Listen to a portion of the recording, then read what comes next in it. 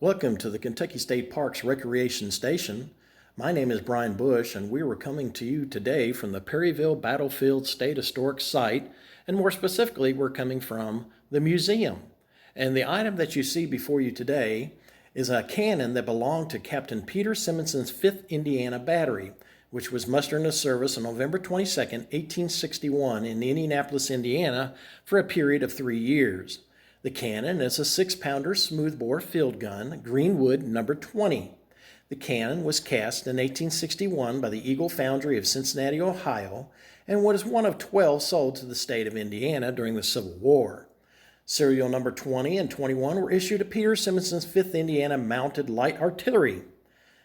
The Simonson's battery was also equipped with 2 6-pounder rifled guns and 2 12-pound field howitzers for a total of 6 guns. Now I'm going to take you out to the battlefield today, and we're actually going to discuss where Peter Simonson's battery was located and what they did during the battle. So join me, will you? At 11 a.m. on October 8, 1862, Simonson's guns arrived on the field at Perryville and went into action at 1 p.m. in support of Leonard Harris's brigade. The 6 guns of Union Captain Peter Simonson's 5th Battery were posted on this ridge where we're standing right now. These Hoosiers had a commanding view of the Confederate advance, and their battery anchored the center of the Union battle line.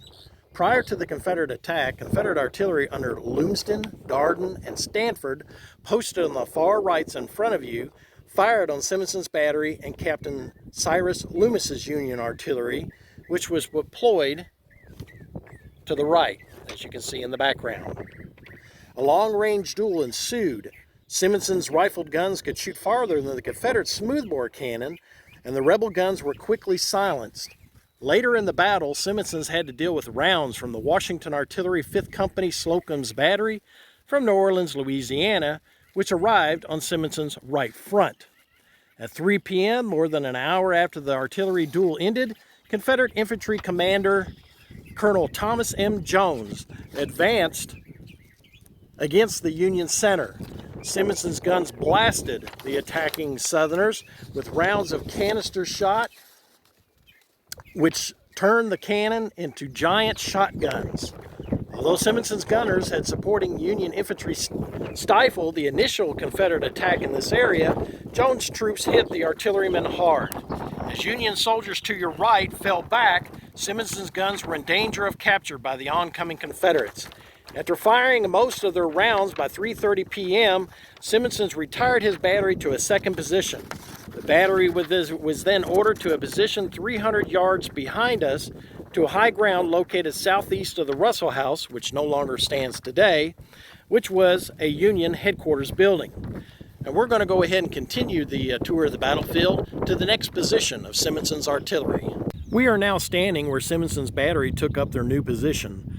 The battery again endured waves of attacking Confederate infantry. While engaging the Confederates, one of Simonson's battery's limbers exploded by a shell from Lumsden's artillery from Alabama. Ormond Hupp, an artillerist from the 5th Indiana Battery, was severely injured when his limber chest blew up. He wrote of his ordeal, stating that, quote, he had just gotten a battery when a shell struck me on the left arm and passing on, struck the ammunition chest, exploded, and caused the cartridges in the chest to explode.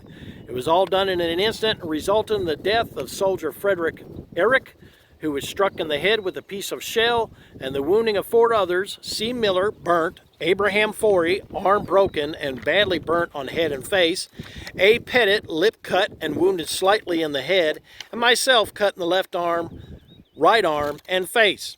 When the chest blew up, it threw me about 10 feet into the air, unquote. When he landed, he jumped up and saw that he was badly wounded. He wrote that, quote, his clothes were all torn off and the burn from the powder set me near crazy, unquote. The battery again was forced to fall back after they ran out of rounds. During the battle, the battery fired 755 rounds. Out of 90 men, the battery lost 2 men killed and 14 wounded. During the battle, the battery lost one of their limber chests and a caisson, as well as 21 horses. After the Battle of Perryville, the cannon would be engaged at the Battle of Stones River, where guns 20 and 21 were later exchanged after the battle for a section of 3-inch ordnance rifles. The number 20 and 21 were used for the rest of the war at Fortress Rosecrans in Murfreesboro, Tennessee. Later, the guns were given to the Shiloh National Park. Then later, the guns were exchanged, especially number 20 was exchanged for another gun. And finally, in 1997, Simonson's gun number 20 was placed in the Perryville Battlefield Museum. And this is Brian Bush, park manager for the Kentucky State Historic Site. And thank you so much for watching Kentucky State Park's Recreation Station.